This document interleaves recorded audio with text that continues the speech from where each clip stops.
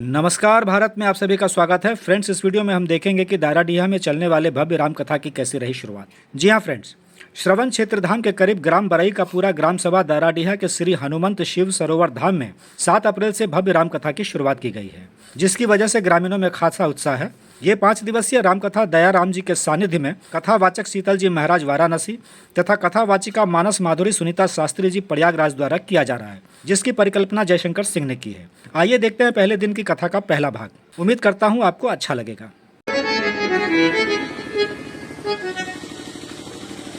बोलिए श्री रामचंद्र भगवान की जय।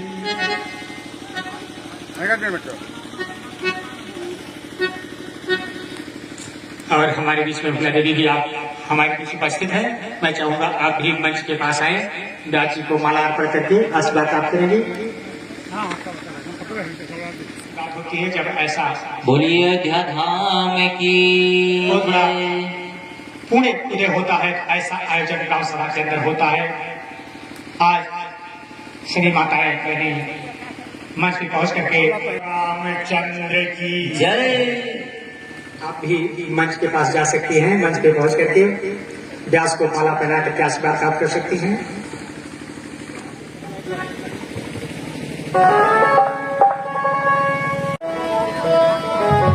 रामचंद्र भगवान की जय। प्रपद्ये लोकाभिरामं रणरङ्गधीरं राजीवनेत्रं रघुवंशनाथं कारुण्यरूपं करुणाकरन्तं श्रीरामचन्द्रं शरणं प्रपद्ये श्रीरामचन्द्रं शरणं प्रपद्ये कर्पूरगौरं करुणावतारं संसारसारं भुजगेन्द्रहारं सदा वसन्तं हृदयारविन्दे भवं भवानी सहितं नमामि भवं भवानी सहितं नमामि। सर्वमङ्गलमाङ्गल्ये शिवे सर्वार्थसाधके शरण्ये त्र्यम्बके गौरी नारायणी नमस्तुते। अपने अपने घरन के सब काहू को पीर, तुम ही पीर सब घरन के धन्य धन्य रघुवीर। अखिल कोट ब्रह्मांड नायक कौशल्या नंदन भगवान श्री राम जी एवं जनक किशोरी देवी सीता जी एवं गौरी शंकर भगवान अनंत बलवंत संत श्री हनुमंत लाल जी महाराज के चरणों में मेरा कोटि कोट नमन बंदन प्रणाम स्वीकार हो, जिनकी कृपा से हमें आप लोगों के बीच में बैठ करके भगवान भोलेनाथ के सन्मुख बैठकर भगवान राम की कथा कहने सुनने का अवसर मिला है। ऐसे संत श्री गुरुदेव जी महाराज के चरणों में मेरा बारंबार प्रणाम स्वीकार हो, जिनकी कृपा से पांडाल हरा भरा हुआ है। ऐसे अर्चनिया वंदनिया नंदनिया सीता सावित्री अनसुईया मदारसा के चरित्र को अपने जीवन में चरितार्थ करने वाले गौरवमयी करुणामयी ममतामयी वात्सल्यमयी माताएं एवं पिता तुल्य बुजुर्ग समस्त भाइयों, नन्हे मुन्ने बाल गोपाल, माइक धन विस्तारक बगल में बैठे हुए बालक, हमारे भैया आचार्य जी जिन्होंने वैदिक मंत्रों के माध्यम से आप लोगों के बीच में अच्छे ढंग से व्यास पूजन कराया, और संगीत पर साथ दे रहे भैया आर्यन और बगल में बैठे हुए भैया जी, मैं सबको व्यास मंच से प्रणाम करती हूँ। श्री राम मैं सब जग जाने, करो प्रणाम जोर जुपानी। आइए कुछ कहने एवं सुनने से पहले व्यास की परंपरा का पालन करते हुए मन और वाणी को पवित्र करने के लिए 2 बार भगवान नाम का संकीर्तन, आगे जैसे नारायण की इच्छा होगी कीर्तन सबको बोलना है।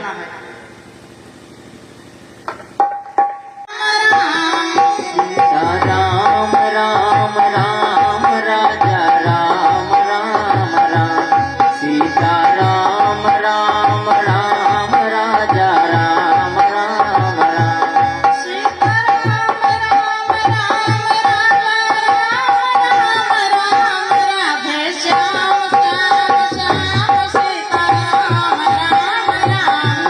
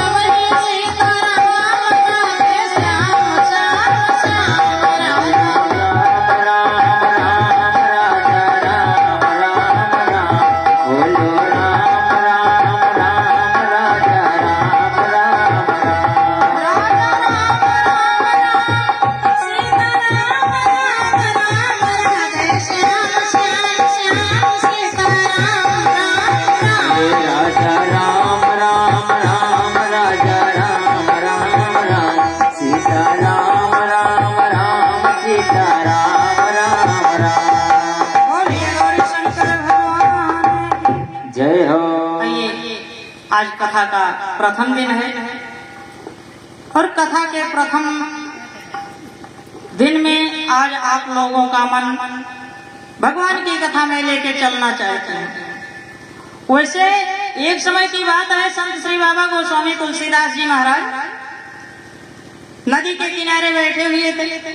एक बड़ा अच्छा भक्त था, जाकर पहुंच गया, कहा बाबा आपकी तरह सर को छिला करके सन्यासी बन जाऊं तो क्या भगवान मिल जाएंगे?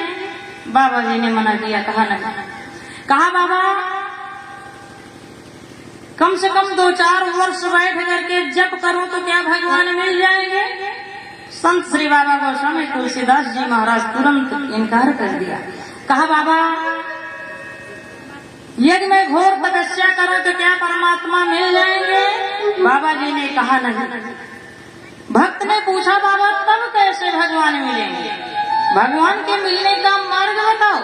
तो संत श्री बाबा गोस्वामी तुलसीदास जी महाराज रामचरितमानस की चौपाई में बड़े अच्छे ढंग से बड़ा सुंदर प्रमाण दिया है कि मेरे प्यारे भक्तों ये परमात्मा को पाना हो तो ये काम करना होगा। वो कौन सा काम है कि मिलहि न रघुपति बिन अनुरागा, ये जो जप ध्यान विरागा।